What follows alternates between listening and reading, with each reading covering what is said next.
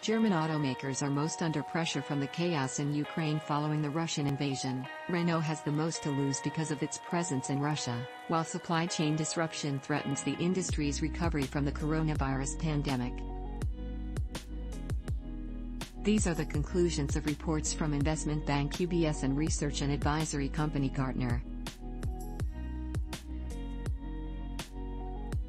UBS said supply disruptions for European carmakers will likely be temporary, while the loss of sales in the Russian market will be negligible for most manufacturers, except Renault.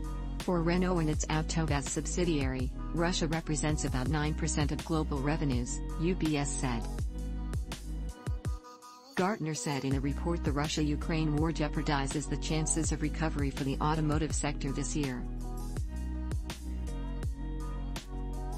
Supply chain instability will further deteriorate, and pointed to these factors. The world gets 50% of its neon gas supply from Eastern Europe, which is essential for the production of microchips.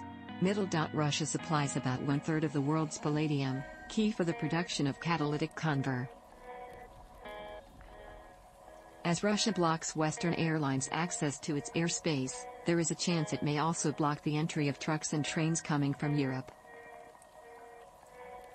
The Gartner report said rising oil and gas prices and more increases in commodity prices will add to inflationary pressure.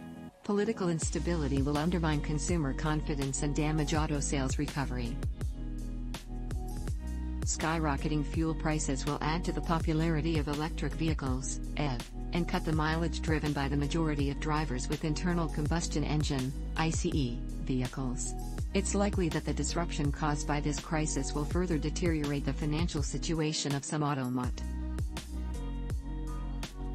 As such, mergers and acquisitions will accelerate among automotive companies, Garter said.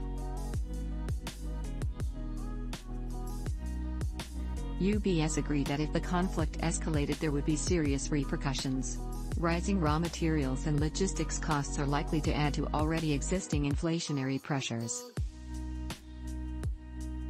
Against the backdrop of undersupplied key auto markets, we think manufacturers are in a better position to pass on additional costs, whereas parts suppliers are likely to continue suffering from margin pressure, even more so as the volume recovery in Europe gets delayed, UBS said. It also reckoned EV sales would benefit. As Western world countries are likely to introduce policies to reduce dependency on Russian oil and gas, we think the shift to EVs will accelerate even further, not least because the total cost of ownership advantage becomes even bigger versus